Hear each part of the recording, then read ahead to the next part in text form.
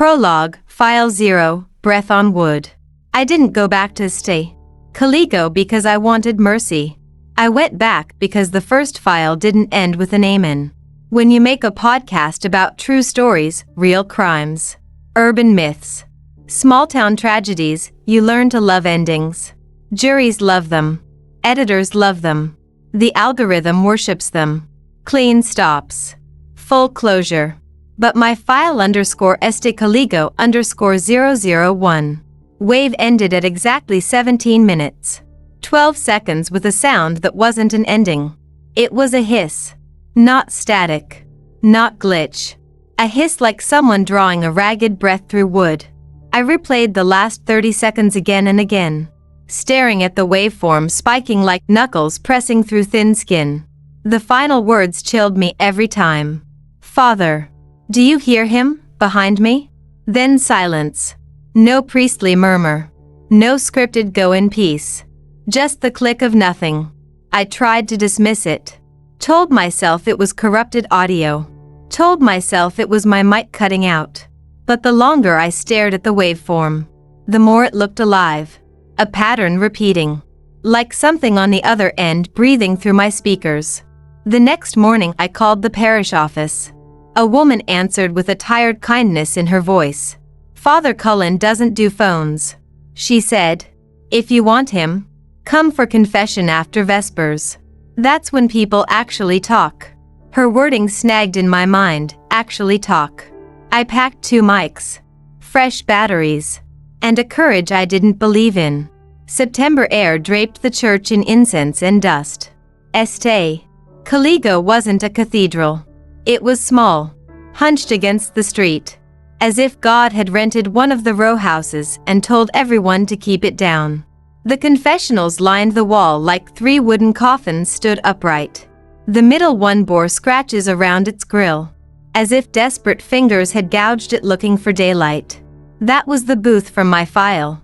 The same booth whose door swelled inward whenever I breathed, then eased out when I held my breath, like it had a pulse of its own. I told myself wood swells, wood breathes, but deep down, I knew better. At 6:12 p.m. The Vespers bell muttered. Shadows knelt in the pews. I slipped into the left side of the middle booth. On the other side of the grill, the priest's compartment waited dark. I placed the mic under my chin, hit record, and let the silence stretch. Room tone. Breathing. The wood inhaled and exhaled like a sleeping animal. My name is, I stopped. Old reflex. You don't name yourself in a booth you don't believe in. I'm here to ask about a voice. Silence stripped. Then the panel slid and someone entered the priest's side. Fabric rustled. A throat cleared. Dry as paper. You're not here to confess. The voice said. Not a question. I make a show. A podcast about true stories. Someone in this booth last week said something that stories can't be true. He chuckled softly. They can only be told well enough that truth admits it's been seen. He leaned close. I could hear his faint whistle of breath through the grill. What did your story say? I swallowed. They asked if you heard him behind them. Then the file cut. Father Cullen, if that's who it was, didn't answer at first. When he spoke, his voice was calm but brittle. There were 3 last week. He murmured. If you want an ending, you'll need to begin with all 3. Something slid through the grill, a scrap of paper. Warm from his hand. On it, 3 phrases. Penciled neat and precise. Thursday, the voice that wasn't his. Saturday, the math of mercy. Sunday, the door that confessed. I'll be here. He said. You'll be there. And between us will sit the thing that wants to be heard. We owe it that much. I stared at the note. My pulse pounded in my ears. Who is him? I asked. The wood creaked. The priest whispered so softly I almost missed it. Later, boosting the audio in my editing software, I'd hear it clear. Witness. The grill darkened. He was gone. But when I checked my recorder, the counter blinked 4 minutes and 22 seconds. Only silence and breath. Yet as I listened, I realized something terrifying. If you stitch enough breaths together, you can build a body. I went back Thursday. Encounter number 1. The voice that wasn't mine. Part 1. Thursday, 6:06 p.m. The street outside wore late-day gold, the kind of light that forgives everything. Inside St. Caligo, though, the air was heavier, thick with incense and shadow. Candles flickered like tired eyes. I slipped into the middle booth, same as before. My recorder was set up under my chin, red light glowing. I told myself consistency was important, that if I recorded the same way each time, the anomalies would reveal themselves. But the truth was, I needed routine to hold myself together. The priest's compartment was empty. No cough, no rustle of robes, just silence. The red lamp above the booth glowed steady. I stared at the grill, dark as a well, and told myself not to listen for my own name, because if I did, I knew I'd hear it. The penitent door creaked. Someone entered. They didn't sit immediately. They stood close, so close their coat brushed mine in the dark. I felt static crawl over my skin. And then my voice spoke. "Bless me, Father," it said. The sound stabbed my chest. It was me. Same cadence, same hesitation after "bless me." I'd heard myself on thousands of recordings, hours of edits. I knew my voice like I knew my fingerprints. But this wasn't playback, this was live. "It's been a long time since my last confession," it continued. My throat locked. On the priest's side, Cullen's panel slid open. "How long, my child? 20 years?" My voice said smoothly. But he knows I wasn't counting. A sick outrage rose in me.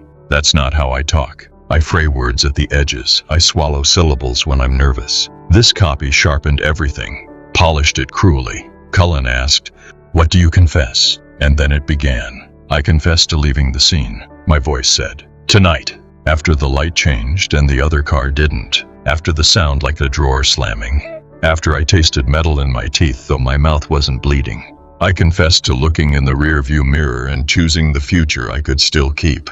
My blood iced. Because 10 minutes earlier, driving here, I'd rolled through a yellow that turned red.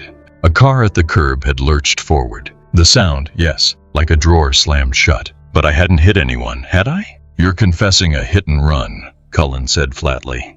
"In 10 minutes, my voice corrected. "When I leave here, I will go down Wren Street. There will be a light. There will be a sliver of time you could shave with a razor. I will take it. The other person will not. I confess this because I don't like things sneaking up on me. If I give them a place in words, they behave." I wanted to scream. I hadn't done this. I hadn't left the scene. It was talking about my future as though it had already happened. "I confess," it continued, "that I have been arranging the order of things the way he prefers. Cause after effect. Confession before crime. Mercy like interest paid in advance." Cullen's breath stilled. "Who is he?" I hissed without meaning to. Neither of them answered. "The penitent," my voice kept going. "I confess I have rehearsed the apology so well it became the event. I confess the ease with which a door can be closed and called fate." The lattice ticked like a seed pod catching fire. My recorder's LEDs flickered green, then amber, a color I'd never seen them show. The figure beside me finally sat. The bench groaned as though tallying an extra weight. "Mercy is not a ledger," Cullen whispered. "Everything is," my voice answered. "Language most of all." I raised my hand toward the lattice almost without thinking, not to touch, just to see if it would flinch. The figure beside me raised its hand at the same moment. Our skin brushed. Fingers like mine, but colder. Calloused where I was soft. I jerked back, bile climbing my throat. "Tell me your sins," Cullen commanded, voice shaking but firm. "All of them you recall." The figure laughed softly, my laugh, but hollow. "I recall what you will recall after I leave. That's my confession. Recall ahead of time. Tonight, when I go down Wren, a boy will step off the curb because he thinks a dog is trailing him. He is 17 and new to being tall. He thinks height is armor. I confess he will be fine. Bruised, scared. The sound will be louder than the harm. I confess the guilt will be sized wrong, too big for the wound, too small for the lesson. I didn't realize I'd stood until my shoulder hit the booth wall. My recorder clacked against wood. On the priest's side, the lattice warmed as though exhaling. The figure turned toward it. The breath it pushed through was mine, the same panting cadence I made when running stairs. It was intimate in a way that felt indecent. "Bless me, Father," my voice said again, almost cheerful now. for I am about to become exactly the story he wrote for you to hear." The penitent door opened, cold unspooled. The figure left. The lamp above the booth pulsed as though the bulb itself had a heartbeat. Cullen's side went silent. I sat frozen, recorder burning in my hand. When I finally staggered outside, the world had tilted. Street lamps flickered. A boy with a backpack crossed Wren Street. A dog trotted loose behind him. The light went yellow. The boy stepped. A car rolled. I shouted. The driver braked. The bumper clipped the boy's knee. He spun, slapped the hood, cursed. The dog vanished into an alley. People gathered, then dispersed. The boy laughed, embarrassed by his own survival. And I stood shaking, recorder running, knowing the confession had been right, not in blood, but in balance. Back at home, I boosted the audio. Under the line, "Bless me, Father," I found a layered whisper. Not language, just the texture of thought rubbing its hands. Like something behind me. Encounter number 1, the voice that wasn't mine. Part 2, I didn't sleep that night. Every time I closed my eyes, I saw the boy's knee bending wrong, the dog vanishing into shadow, the car hood trembling under his palm. Not tragedy, not miracle, just the math of near miss, calculated down to the second. And layered under all of it, my own voice whispering sins I hadn't committed yet. At 3 a.m., I gave up on sleep and opened the raw file again. Room tone, breathing, then my voice. "Bless me, Father." I zoomed into the waveform, each spike like a heartbeat. When I isolated the lower frequencies, something else appeared. Beneath the main voice, another track whispered, not quite words, more like a rehearsal of them, a dry, papery rasp. I boosted, and there it was. A single word, hissed like a secret rehearsed too many times. "Witness." I slammed my laptop shut. The room felt suddenly smaller, walls leaning in. My apartment windows hummed faintly, as if something pressed against them from outside. I unplugged everything, the router, the lamps, even the fridge, until the only sound was my own breathing. But even in silence, I heard it. A second breath, too steady to be mine. The next evening, against all reason, I went back to St. Caligo. The booth was waiting, as if it had been holding its breath for me. Father Cullen was already inside the priest's side. His face was half hidden in shadow, but his eyes glinted through the grill. "You came back," he said, not a question.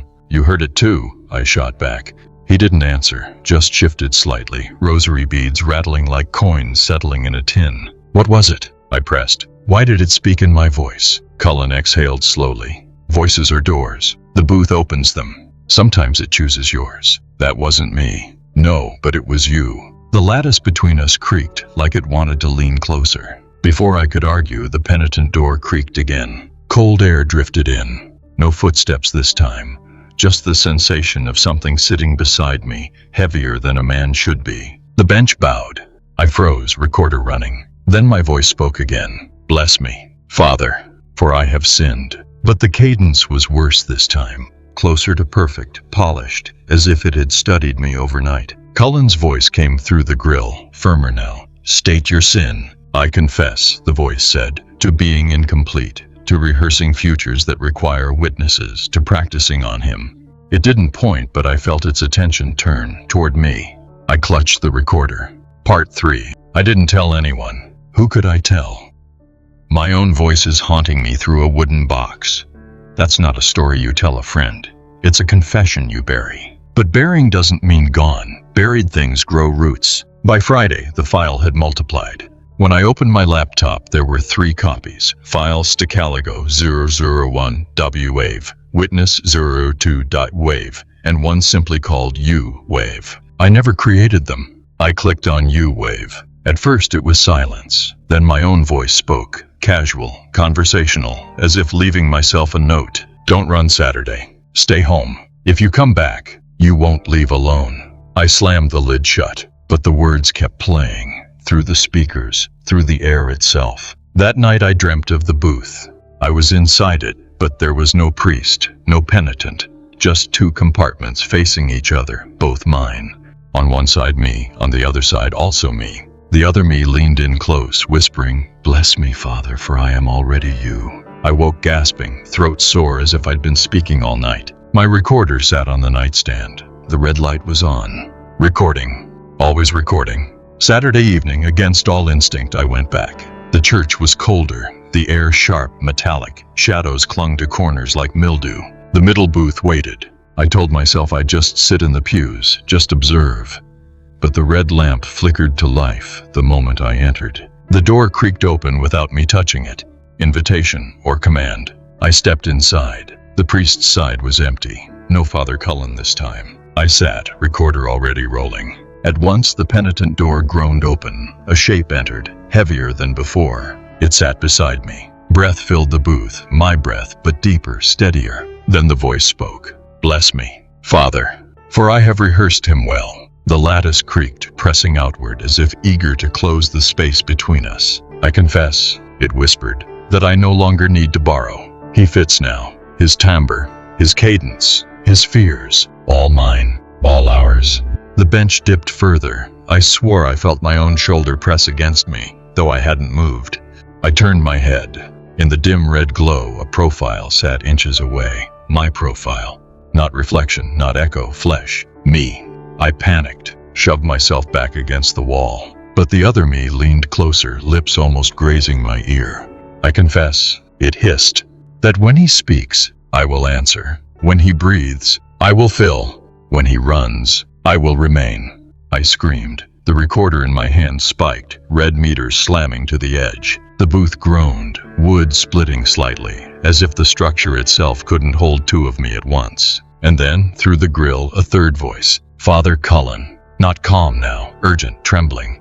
Do not answer him, he shouted. If you answer, you sign. If you sign, you bind. The other me smiled. My smile, crooked, guilty. It turned toward the priest's side. Bless me, Father, it purred, for I am him. The lattice buckled. I thought it would shatter. I clutched the recorder like a lifeline. Stop! I screamed, not sure to whom. The lights above the booth flickered. The red lamp pulsed wildly, faster than a heartbeat, until finally, black.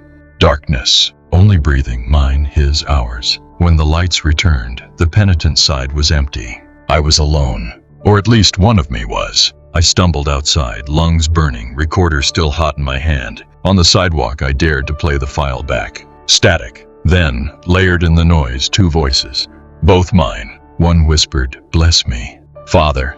The other replied, go on, my child. That's how encounter number one ended. Not with escape, not with mercy, but with the realization that my own voice had learned to answer itself, and I couldn't tell anymore which one was me. Part 4. I told myself I wouldn't go back. I told myself the voice was just a mirror cracked in sound, that if I stayed away long enough, it would forget me. But voices don't forget. They linger like smoke, finding new lungs to cling to. By Sunday morning, the recordings had changed.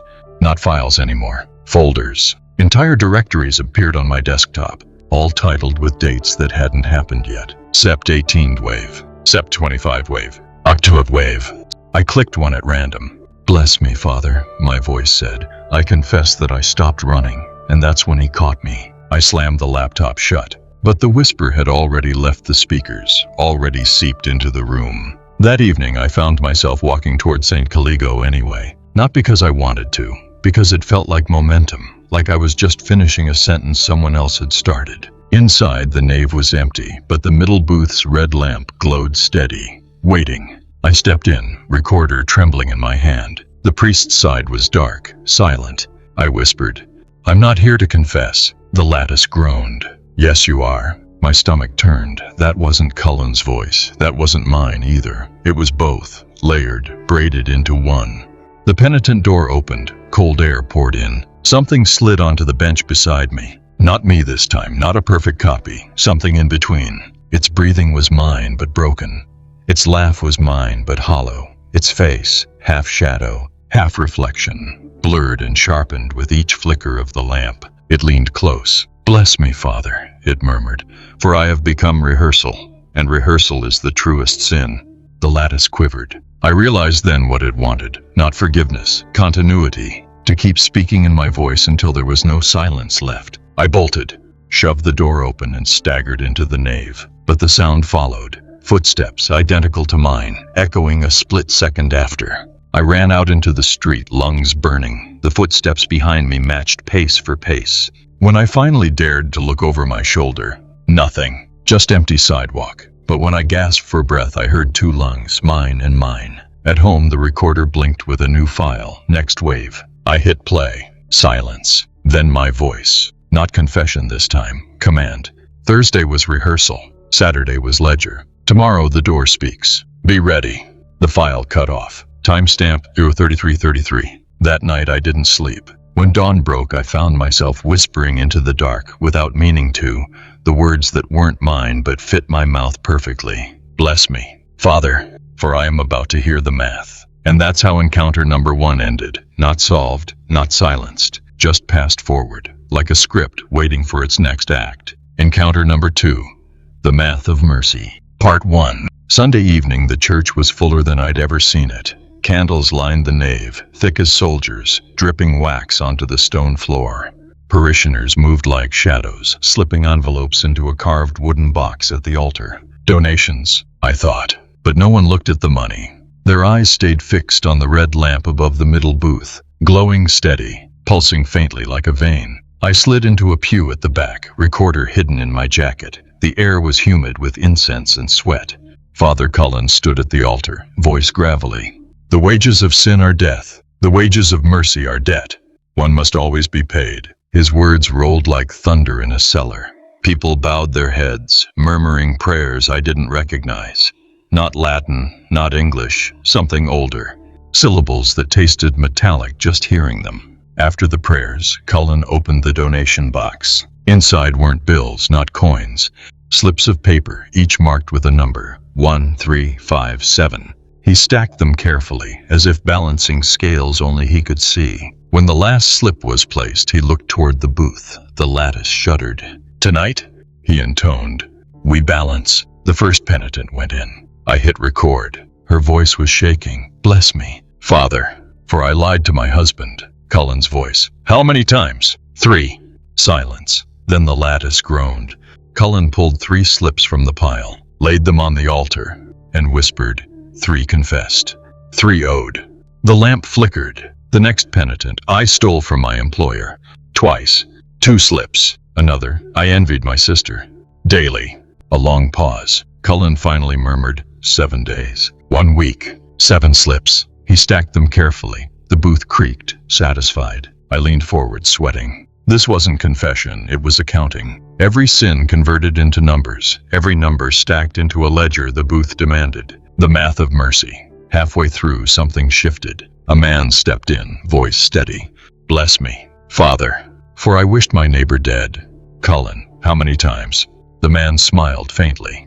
Once was enough. Silence. The lamp dimmed. Cullen hesitated, then drew a slip, wrote a 1, placed it on the pile. The lattice rattled violently. Not enough. The man's face drained. He reached into his pocket, pulled another slip he'd hidden. 5. He placed it on the pile. The booth stilled. Balance restored. My blood ran cold. It wasn't about truth. It wasn't about penance. It was about equivalence. Every sin demanded a number. Every number demanded payment. And if you underpaid, if your confession didn't weigh enough, the booth itself demanded interest. When the line of penitence ended, Cullen gathered the slips, counted them, whispered each sum under his breath. 32. He nodded, satisfied. But as the parishioners filed out, I stayed. When the church emptied, I approached him. What happens if the count doesn't balance? I asked. Cullen looked at me like a teacher tired of students. Then mercy eats the debt in flesh, he said simply. That night, back in my apartment, I played the tape. The confessions bled through one after another, but beneath them, layered low, almost hidden, I heard a second tally. A dry voice whispering numbers along with Cullen. 15, 16, 17. The witness, not just listening, counting. And then, right before the tape cut, my own voice whispered, tomorrow, you'll be 33. Part 2. I tried to stay away Monday. I walked different streets, kept my headphones in, pretended the tape didn't exist, but numbers followed. On license plates, 733.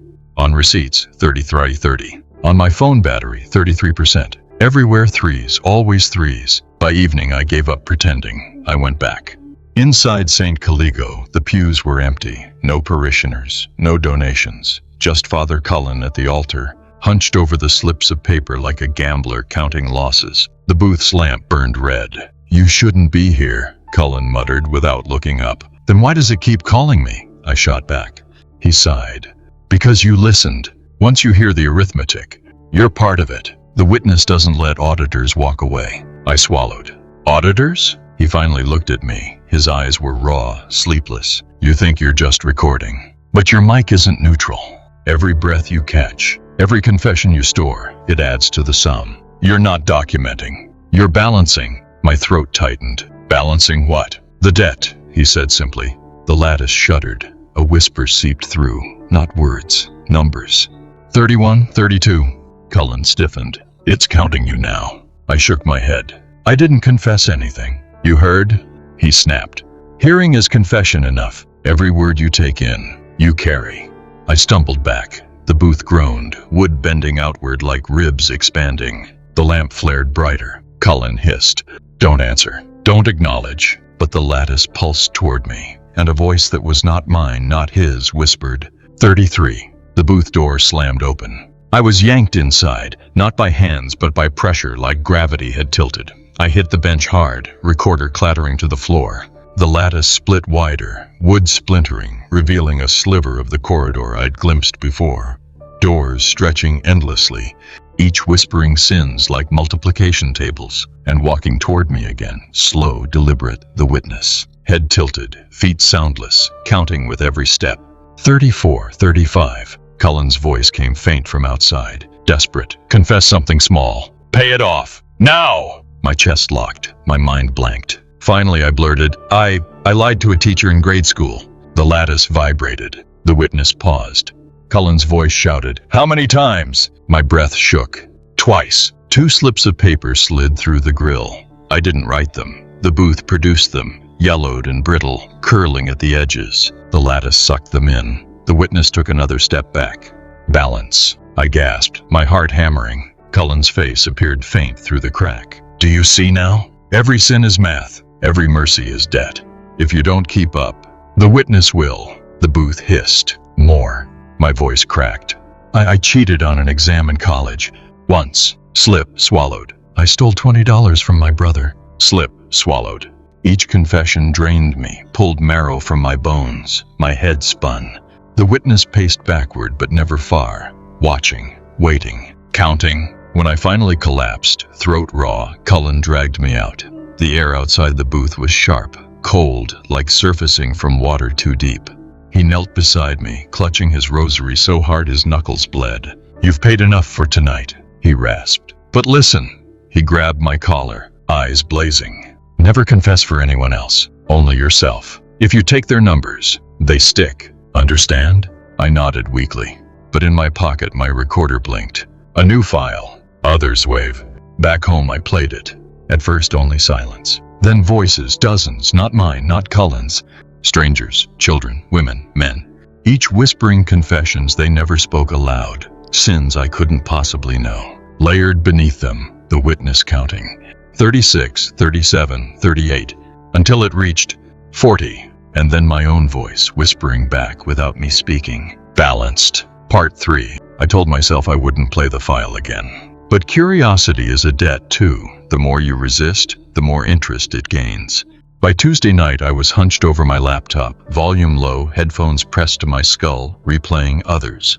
Wave on loop. The voices were endless. A girl whispering, I broke the doll's arm and blamed my brother. A man, I prayed for my wife to choke so I could remarry.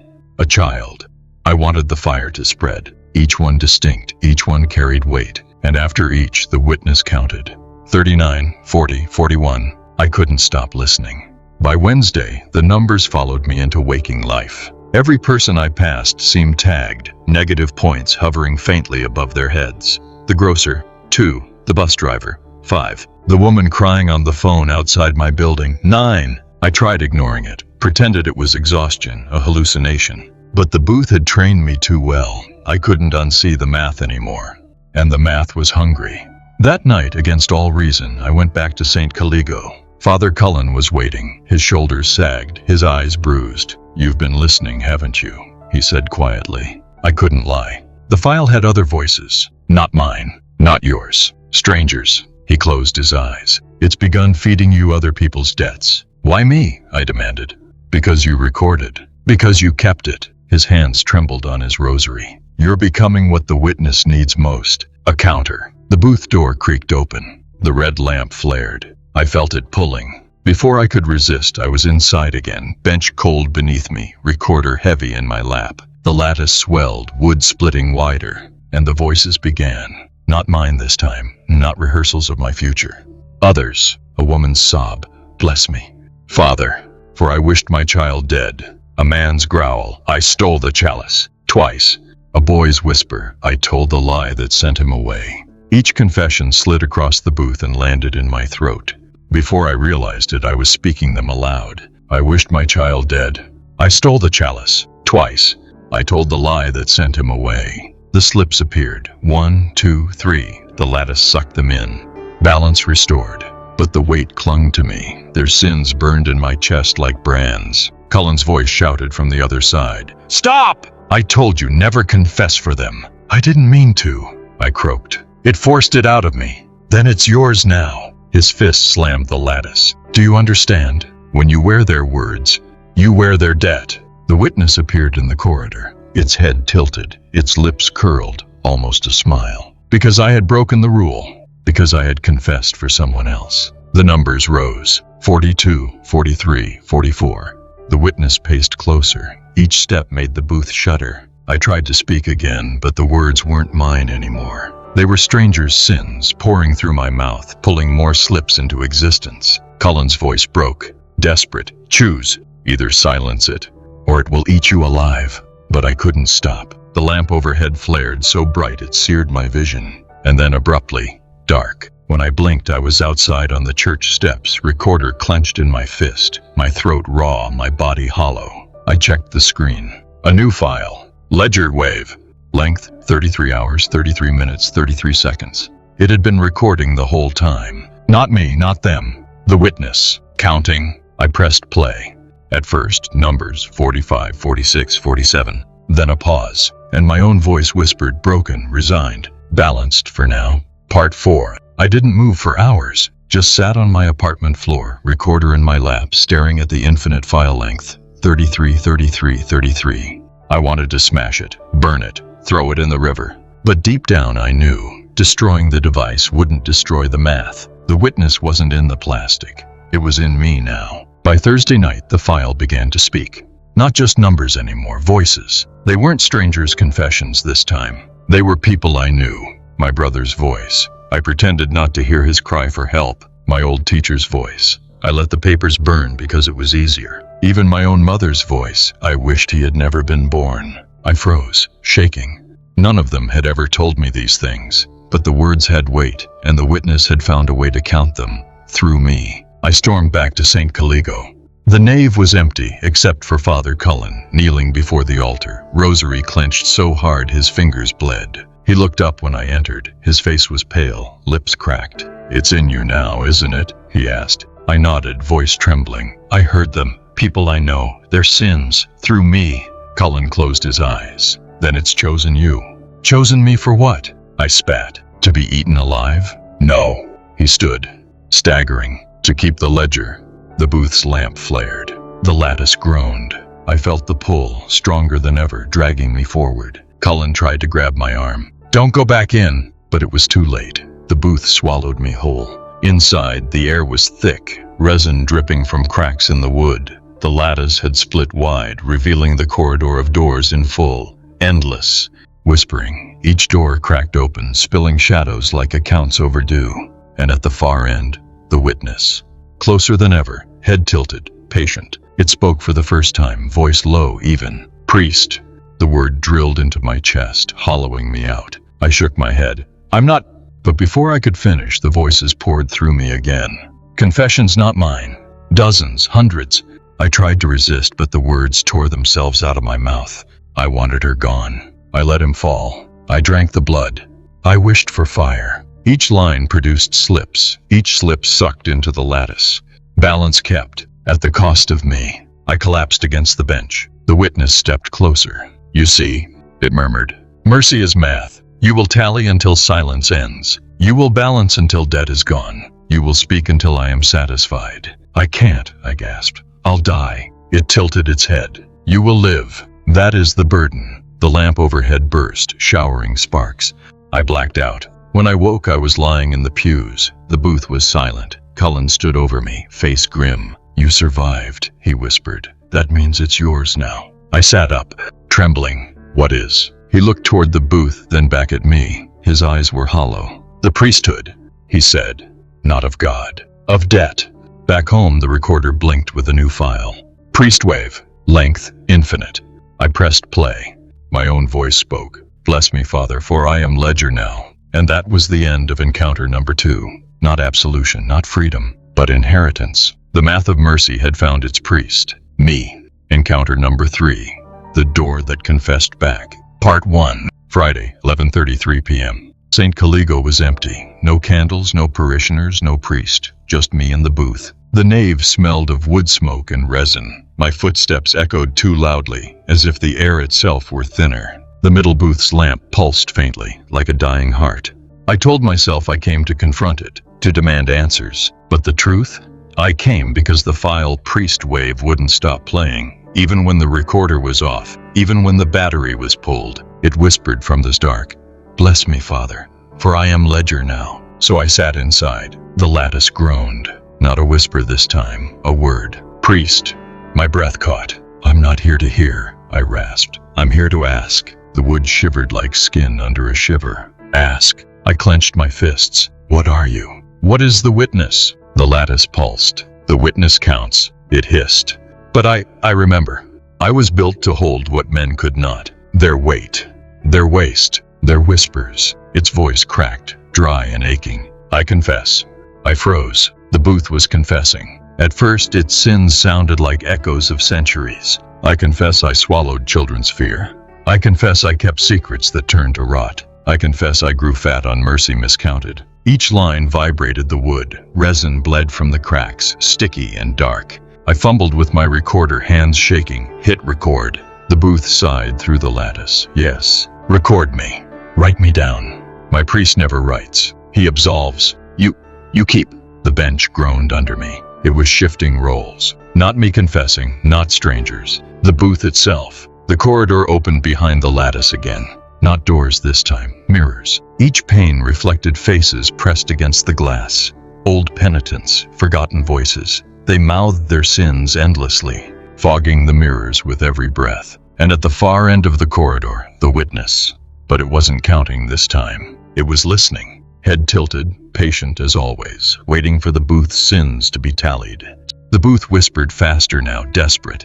"I confess I envied the altars that bled openly. I confess I hated silence. I confess I prayed for tongues to never stop." The words poured like a dam breaking, and every line I spoke after it, my mouth moving against my will. "You envied. You hated. You prayed." The slips appeared, fluttering through the air, sucked into the lattice. The witness nodded, satisfied. I tried to stop, tried to bite my tongue. But the booth hissed, "If you don't echo me, the debt doubles. Speak, priest, empty me." My throat burned. The corridor stretched longer, mirrors shattering as more confessions spilled. The witness began walking forward, not fast, never fast, but deliberate. Closer. Finally, I shouted, "Enough!" The lattice cracked down the middle, splitting like a wound. The air collapsed inward, pulling me against it. For a moment, I saw through the split. Not wood, not mirrors, but a long, endless ledger. Columns of sins, debts, balances, all written in ink that bled like veins. And at the bottom, in red, my name. Blank beside it, waiting. The lamp overhead flickered. The booth sighed, almost tender. "Next," it whispered. Part 2. The lattice kept groaning like a rib cage that couldn't hold its breath. Every crack in the wood pulsed, leaking resin that smelled of iron. And then something shifted. The booth stopped. Not silence, something worse. It inhaled, deep, ragged. And then it said, "Now you." I froze. My skin went cold. "What do you mean?" "You repeated mine. You kept my weight. Now speak yours." My throat tightened. I already did. I confessed my lies, my thefts, the exam. The lattice shivered violently. Splinters rained down like brittle teeth. "No," it hissed. "Not the past. The math is forward. Confess what you will do. Balance is rehearsal." The corridor yawned open again, but the mirrors were gone. In their place, doors, each marked with numbers glowing faintly. 41, 42, 43. Behind each door, muffled voices muttered, clawing to get out. And at the far end, the witness.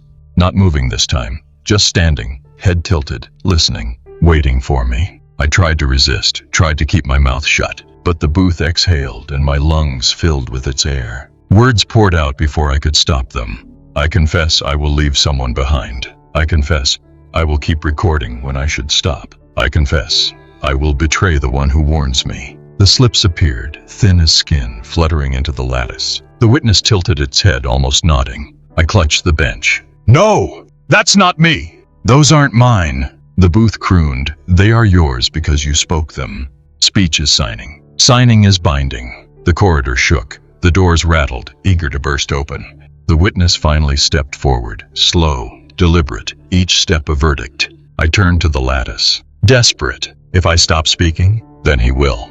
The witness's mouth opened, and my voice came out. Bless me, Father, for I confess he already belongs to me. The sound hollowed my chest. My own voice used against me, twisted into testimony I'd never given. Cullen's shout pierced through from somewhere outside the booth. Don't let him finish. If he confesses for you, it becomes permanent. But the witness's voice rolled on, steady as tide. I confess he fears silence more than guilt. I confess he listens harder than he lives. I confess he will never leave.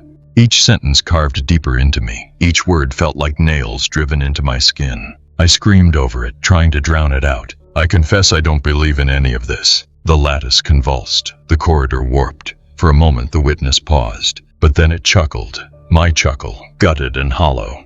Even disbelief is a number, it said. Negative. Minus faith. Minus balance. The debt doubles. The doors slammed open one by one. Whispers poured out like smoke surrounding me, clawing at my ears. I fell to my knees, palms pressed to the recorder. The file timer spun wildly. Not seconds, numbers. 47, 48, 49. And behind each number, a voice whispered my sins before I lived them. I will run. I will return. I will never stop listening. The witness raised its head, lips curling. Closer. In sheer panic, I shouted, Then confess yourself. The lattice split wider. The corridor roared like an organ. The witness stopped. For the first time, it hesitated. Its head tilted the other way, as if amused. And then softly it spoke. Yes, but only through you. The booth shuddered, satisfied. The wood sighed. Next. Part 3. The lattice gaped wide enough now that I could see the corridor clearly, its doors stretching forever, numbers glowing above them, each one trembling to burst. The witness waited halfway down, head tilted, lips barely moving. Through you, it repeated.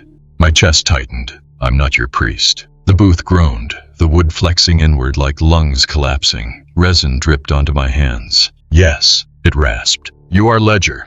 Ledger is priest. The air thickened. My throat burned. Words clawed upward, forcing themselves out. I confess, I gasped, though the thought wasn't mine, that I never stopped recording, even now. My recorder beeped. Its screen lit, unprompted. A new file began. Witness wave. The counter ticked 001. The witness stepped closer. Each footfall reverberated like a gavel. Confess me, it commanded. My mouth moved against my will. You confess, my voice shook, that you count without mercy. The witness paused.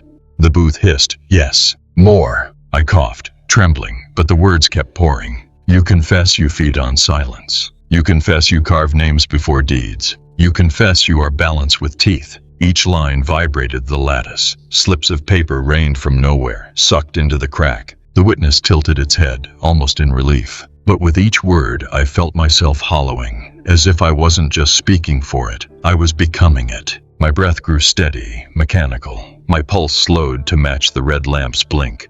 I pressed my lips shut, desperate. But the booth whispered, if you stop, he finishes. If he finishes, you vanish. The witness's mouth opened. My own voice poured out of it. I confess he is already Ledger. I screamed, forcing words over it. I confess you are afraid. The corridor quaked. The doors rattled. The witness froze mid-step. My chest heaved. I pushed harder. I confess you are incomplete. You need me because you cannot speak yourself. The booth wailed, wood cracking, nails popping loose. The witness's head tilted sharply, like a puppet yanked by strings. For the first time, it looked uncertain. Cullen's voice erupted faintly through the chaos, muffled but urgent. Finish it! Make him the penitent! Reverse the booth! I seized the moment, voice raw. You confess, I shouted, that you will end when no one listens. The lattice convulsed, resin sprayed. The witness staggered, shadow rippling. The doors slammed shut one by one, sealing their whispers. But the cost tore through me. My throat shredded. My lungs ached like stone. I collapsed onto the bench, barely breathing. When I blinked awake, I was on the church floor. The booth was silent again, its lattice cracked but closed. The red lamp above it flickered weakly, then steadied. Balance. But my recorder was still running. The file length. No stop, no end. I played it back. The witness's voice seeped out, calm, certain. Bless me, Father, for I confess I chose you. And then my own voice replying, automatic, hollow. Go on, my child. That's how I knew the reversal hadn't freed me. It had ordained me. Part 4. I staggered out of the booth like a drunk, lungs raw, throat bleeding from words that weren't mine. Father Cullen was waiting in the nave, hunched over, eyes sunken. He didn't ask what happened. He already knew. You spoke for him, he whispered. I nodded, shaking. And he spoke through you. My silence was answer enough. The pews were empty, but I swore they breathed. Each creak sounded like someone shifting their weight. Each flicker of candle flame looked like a mouth opening to whisper. Cullen gripped my shoulder. His hand was ice. You understand now, he rasped. The door doesn't absolve. It absorbs. And once it starts confessing through you, you're bound. There's no priest. There's only ledger. I don't want this, I said, my voice hollow, echoing oddly, as if spoken from two throats. He gave a sad smile. Neither did I. The red lamp above the booth flickered. Once, twice, then glowed steady, brighter than before. The lattice groaned. The crack widened, and I realized it wasn't calling Cullen anymore. It wasn't calling strangers. It was calling me. The corridor opened again. This time, I wasn't standing in the pew. I was already inside, as if distance no longer mattered. The witness stood at the far end, closer than ever. Its head tilted. It raised its hand, not beckoning, not threatening, blessing, and my voice filled the corridor, though I hadn't spoken. Bless me, Father, for I will never stop. The words echoed down the doors, multiplying into thousands of whispers. The witness stepped back into the dark, satisfied. Balance kept. When I came to, the church was empty. Cullen was gone. The booth sat silent, wood splintered but whole. But in my hand, my recorder blinked. A new file. Next wave. Length infinite. I pressed play. My own voice spoke, calm, steady, practiced.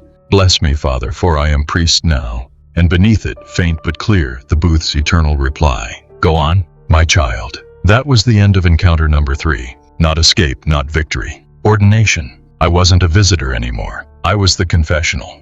Epilogue, File 4, The Witness. I told myself I wouldn't touch the recorder again. But lies are just debts waiting for interest.